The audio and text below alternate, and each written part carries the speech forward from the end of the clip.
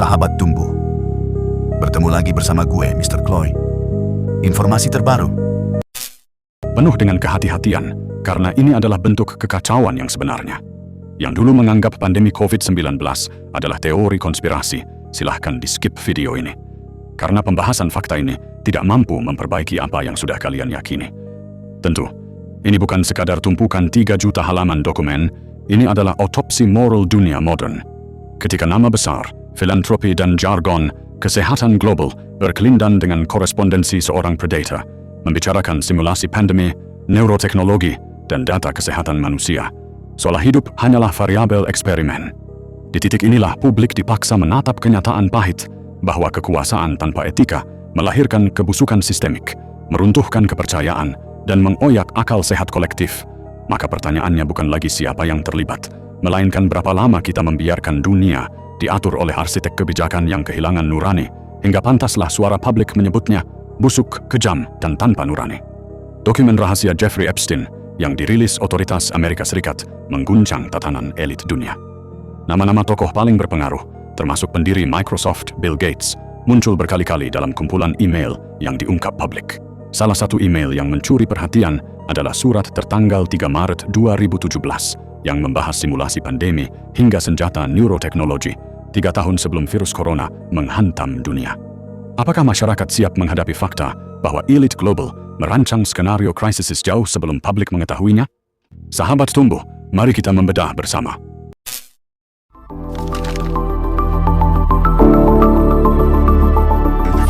Kak Chloe. Fenomena ini bukan sekadar gosip atau cerita sensasional, tapi merupakan peta nyata interaksi antara modal, teknologi, dan kekuasaan global. Menurut teori jaringan kekuasaan Michel Foucault, pengaruh elit tidak hanya ditopang oleh kekuatan fisik atau politik formal, tetapi juga melalui kendali atas pengetahuan, informasi, dan teknologi.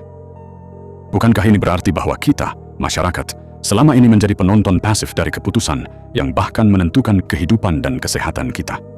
Sebelum lanjut, gue memberikan hasil dari perenungan dan pemikiran murni dari diri gue, ialah jika kelak seseorang menjadi pemimpin besar dan kuat atas segala aspek sumber daya, kemudian tidak benar-benar memberikan keadilan dan keseimbangan terhadap rakyatnya sendiri, percayalah, itulah kenajisan dunia yang paling hina. Sehingga itu jugalah permasalahan besar bagi tokoh-tokoh hebat di dunia ini, karena gagal menerjemahkan makna kenajisan dunia yang hina itu, bahkan sampai kehidupan dunia ini berakhir. Hasil pemikiran gue, Mr. Chloe, sebagai rakyat Indonesia, menegaskan bahwa ketika kekuasaan dimiliki tanpa tanggung jawab yang jelas, seluruh sistem pengambilan keputusan, termasuk yang berkaitan dengan kesehatan global, ekonomi, dan teknologi, akan berpotensi diselewengkan untuk kepentingan pribadi atau kelompok elit. Fenomena dokumen Epstein dan Bill Gates menjadi cerminan nyata dari ketimpangan ini. Korespondensi mereka tentang simulasi pandemi sebelum COVID-19 menunjukkan bahwa mereka yang menguasai modal dan akses informasi memiliki kemampuan untuk membentuk narasi global bahkan sebelum publik mengetahui ancaman yang akan datang. Hasil pengamatan lapangan menunjukkan misalnya bahwa banyak negara mengadopsi protokol kesehatan atau strategi mitigasi berdasarkan rekomendasi yang dikendalikan oleh lembaga dan individu dengan kepentingan finansial, alih-alih prioritas kesehatan rakyat secara murni. Dengan demikian, kritik ini bukan hanya soal transparansi, tetapi juga soal moralitas kepemimpinan dan dampaknya terhadap rakyat luas. Apakah masyarakat, sebagai entitas yang terpengaruh langsung, memiliki cukup mekanisme kontrol untuk menyeimbangkan kekuasaan seperti ini, atau justru akan terus menjadi korban ketidakadilan struktural? Fenomena dokumen Jeffrey Epstein yang melibatkan Bill Gates dan jaringan elit global ini juga bisa dikritisi dari perspektif moralitas dan tanggung jawab sosial. Al-Quran menegaskan pentingnya keadilan dan amanah dalam banyak ayat, salah satunya dalam surat Al-Baqarah ayat 188. Dan janganlah sebagian kamu memakan harta sebagian yang lain di antara kamu dengan jalan yang batil, dan janganlah kamu membawa urusan harta itu kepada hakim, supaya kamu dapat memakan sebagian dari harta benda orang lain itu dengan dosa, padahal kamu mengetahui. Ayat ini menekankan bahwa penguasaan atas harta, pengetahuan, atau kekuasaan harus dilakukan secara adil dan tidak merugikan orang lain. Jika elit global merancang skenario pandemi atau riset kesehatan untuk keuntungan tertentu tanpa transparansi, hal ini bertentangan dengan prinsip amanah yang diajarkan dalam Al-Quran. Dalam sejarah nabi-nabi terdahulu, misalnya Nabi Musa atau Nabi Muhammad, keputusan yang berdampak pada umat selalu dilakukan dengan konsultasi, musyawarah, dan pertimbangan maslahat umum, bukan kepentingan pribadi atau kelompok tertentu. Praktik manipulasi informasi atau eksperimen rahasia pada masyarakat modern bisa dianalogikan sebagai pelanggaran terhadap prinsip kepemimpinan adil yang sudah dicontohkan sejak zaman Nabi, yang menekankan integritas dan keadilan bagi semua manusia, bukan elit tertentu.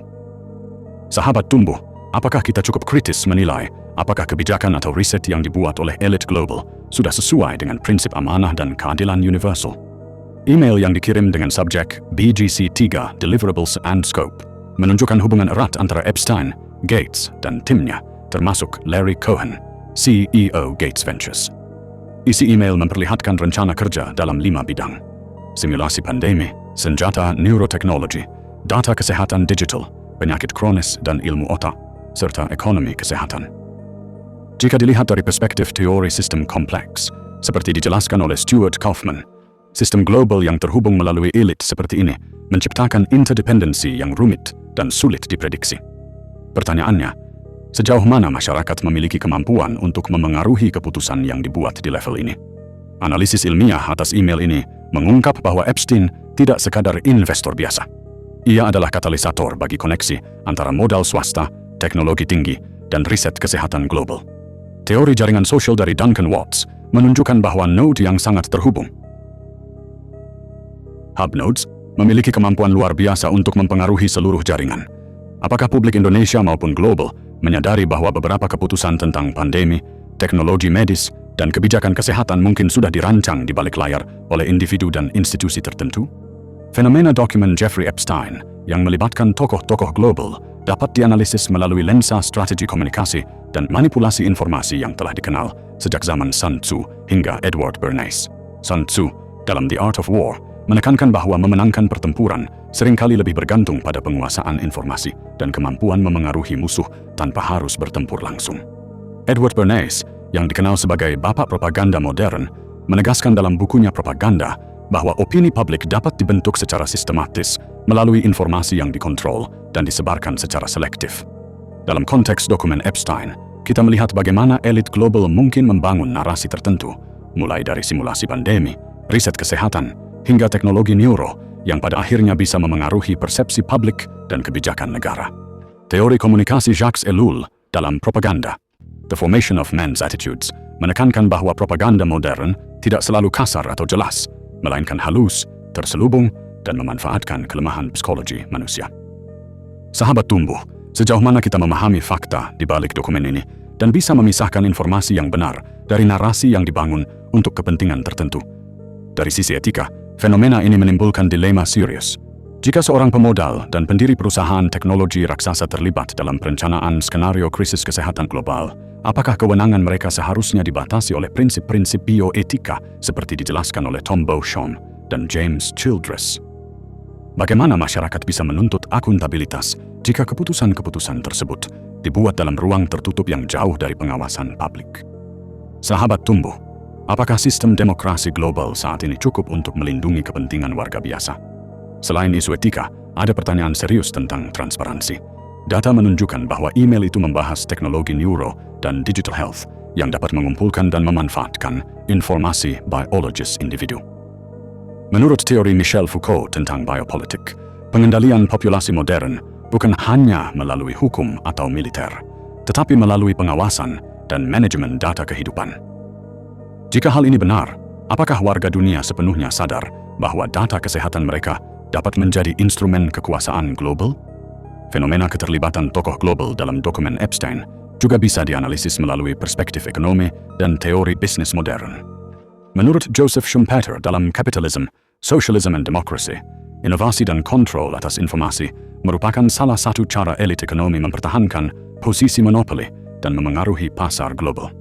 Buku The General Theory of Employment, Interest and Money, karya John Maynard Keynes, menekankan bagaimana kebijakan dan keputusan individu berpengaruh langsung terhadap ekonomi makro, termasuk kepercayaan investor dan stabilitas pasar.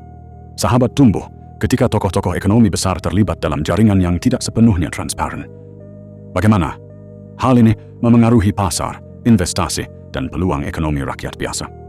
Apakah kita hanya menjadi penonton dari permainan kekuasaan finansial yang rumit ini? Atau ada cara untuk memahami dan melindungi kepentingan masyarakat luas. Pertanyaan berikut muncul. Apakah ada koridor hukum internasional yang mengatur kolaborasi swasta elit dengan teknologi sensitif seperti neuroteknologi dan simulasi pandemi? Berdasarkan Konvensi Helsinki dan prinsip-prinsip perlindungan subjek penelitian manusia, setiap eksperimen atau studi medis harus memiliki transparansi penuh dan persetujuan subjek. Lalu, mengapa skenario pandemi dirancang oleh individu kaya tanpa keterlibatan publik luas? Sahabat Tumbuh, seberapa sahih pengawasan global saat ini terhadap aktor non-negara yang memiliki pengaruh besar terhadap kesehatan dan keselamatan manusia? Dari perspektif ekonomi, email ini juga menyinggung ekonomi kesehatan. Ketika elit global merancang sistem kesehatan dengan algoritma, simulasi, dan investasi, ada kemungkinan bahwa profitabilitas lebih diutamakan daripada kesejahteraan masyarakat. Teori Karl Marx tentang akumulasi modal dan kontrol terhadap alat produksi bisa dianalisis di sini, bukan hanya produksi barang, tetapi juga produksi pengetahuan dan kesehatan manusia yang dikapitalisasi. Apakah publik siap menghadapi realitas bahwa kesehatan dan hidup manusia bisa menjadi aset komersial bagi segelintir elit? Berdasarkan data yang muncul, Gates Ventures hingga tahun 2018 disebut sebagai BJC3, lembaga kajian yang memadukan riset kesehatan dan investasi teknologi. Hubungan ini mengindikasikan jaringan yang mampu menentukan arah riset global. Jika dihubungkan dengan teori Antonio Gramsci tentang hegemonia budaya, kita bisa melihat bagaimana elit menetapkan narasi tentang kesehatan, pandemi, dan inovasi sebagai norma, sehingga masyarakat menerima tanpa pertanyaan.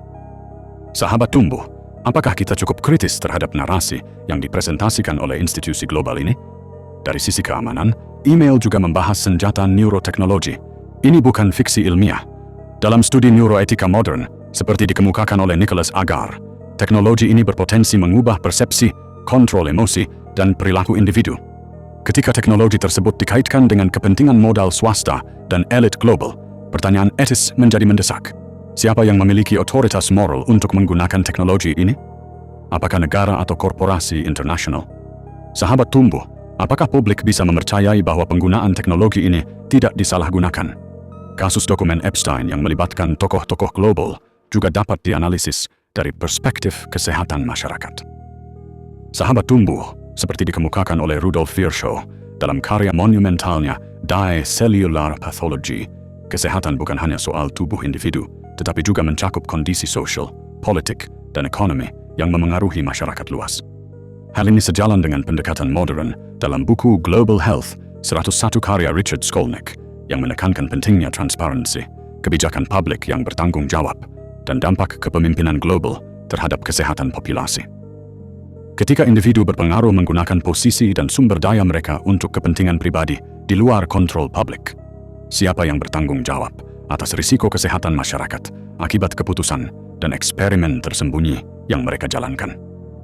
Bagaimana masyarakat bisa memastikan perlindungan kesehatan tetap menjadi prioritas dalam tatanan global yang kompleks? Kejadian ini juga membuka diskusi tentang risiko sistemik.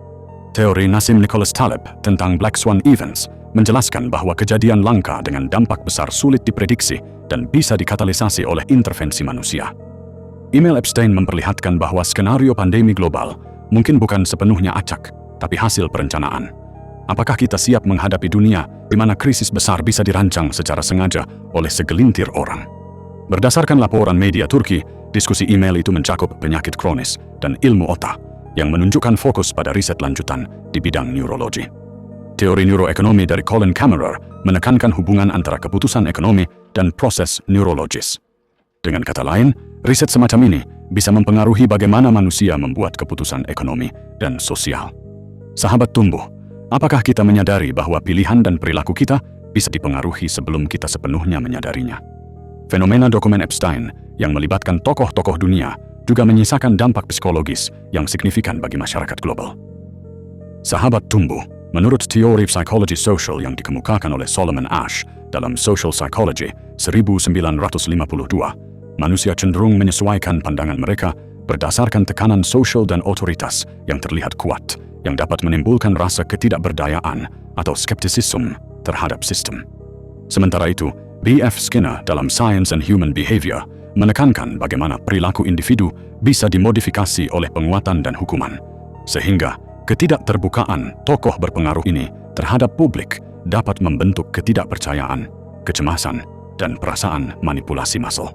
Dengan melihat fakta ini, bagaimana masyarakat bisa membangun ketahanan psikologis menghadapi praktik-praktik tersembunyi yang memanfaatkan otoritas dan kekuasaan agar tidak jatuh dalam pola manipulasi dan kontrol perilaku secara sistematis?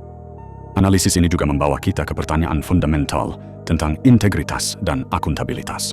Apakah elit global yang terlibat dalam skenario kesehatan dunia memiliki mekanisme pengawasan yang memadai? Teori control dan governance modern, termasuk dari Robert Klitgaard, menyatakan bahwa transparansi, akuntabilitas, dan pengawasan independen adalah kunci pencegahan korupsi dan penyalahgunaan kekuasaan. Jika mekanisme ini lemah atau tidak ada, bagaimana masyarakat bisa memastikan bahwa keputusan yang berdampak pada jutaan orang dibuat dengan integritas? Selain itu, kita harus menanyakan peran negara dalam mengatur interaksi antara aktor swasta dan riset global. Menurut teori John Rawls tentang keadilan sebagai fairness, setiap kebijakan harus mempertimbangkan kesejahteraan masyarakat luas. Dengan rencana kerja yang dikirimkan langsung kepada Gates dan Epstein, apakah prinsip keadilan ini terjaga? Sahabat tumbuh, apakah negara-negara mampu menegakkan kepentingan publik ketika elit global memiliki jaringan dan sumber daya jauh lebih besar?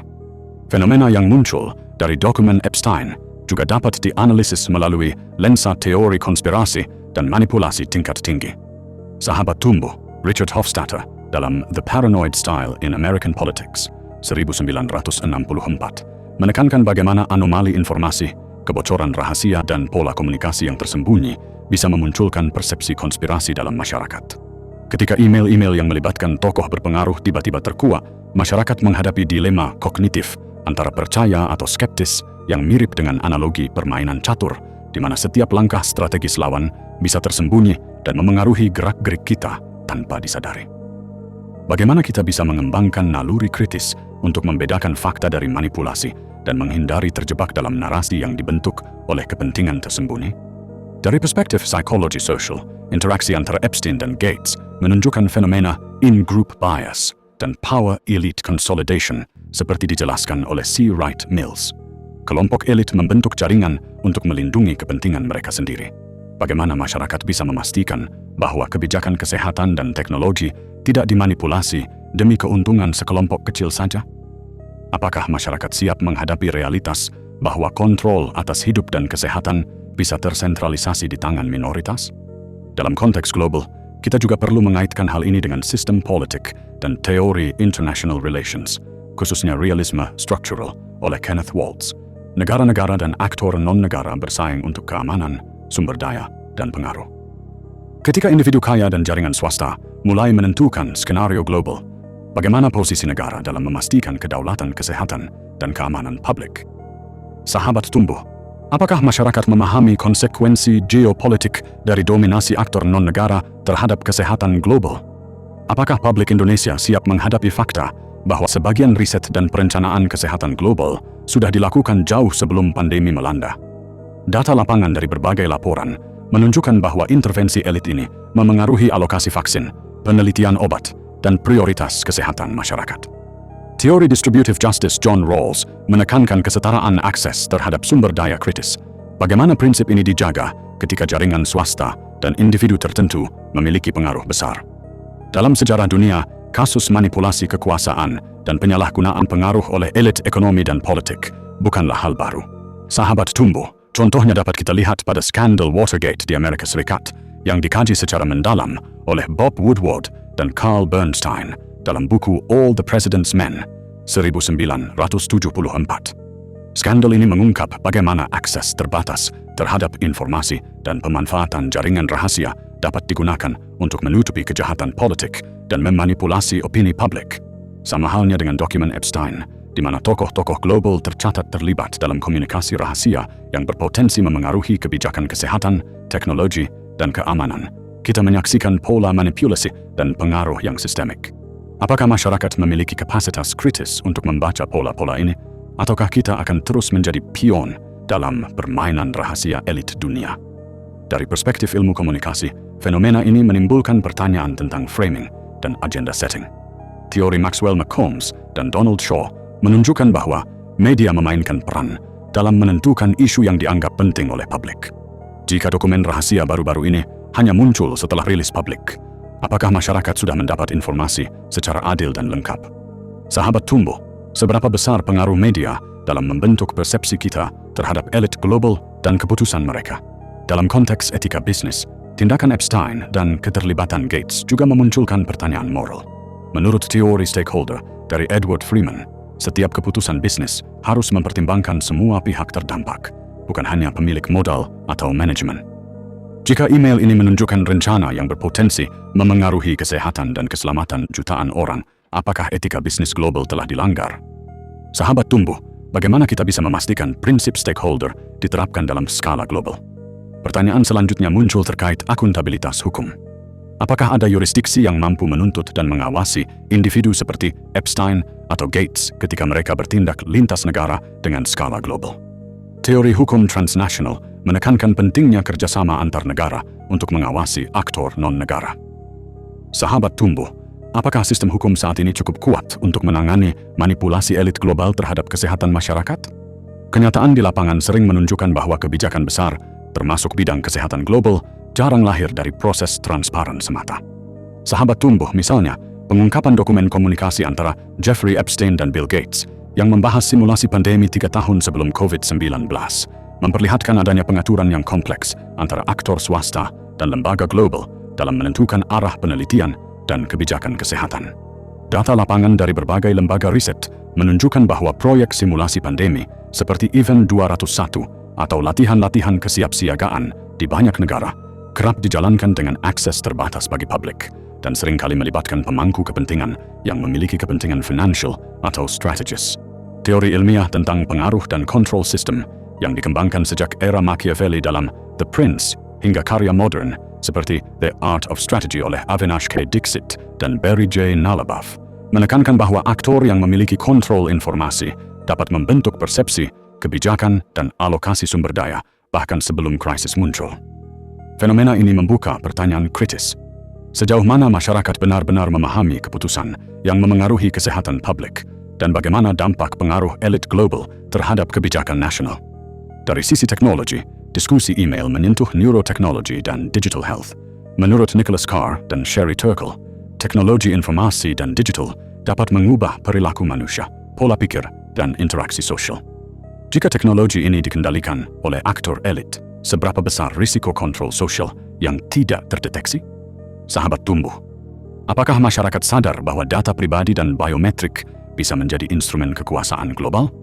Solusi dari gue sebagai warga dunia, warga bangsa Indonesia, orang yang bayar pajak warga bangsa, sekaligus ikut terlibat mencerdaskan bangsa karena gue punya cita-cita mulia terhadap generasi penerus bangsa, adalah mendorong transparansi penuh dalam pengambilan keputusan strategis, memperkuat literasi kritis masyarakat, dan menciptakan mekanisme check and balance yang nyata di tingkat nasional maupun global. Jika semua pihak sadar bahwa kekuasaan harus seimbang dengan tanggung jawab, mungkin dunia akan bergerak menuju keadilan yang lebih nyata.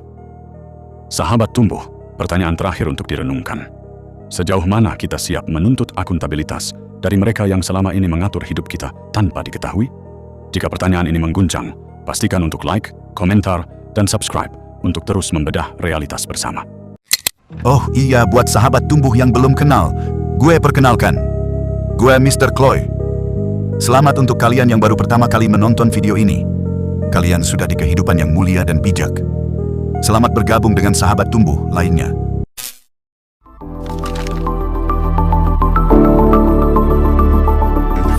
Как Chloe.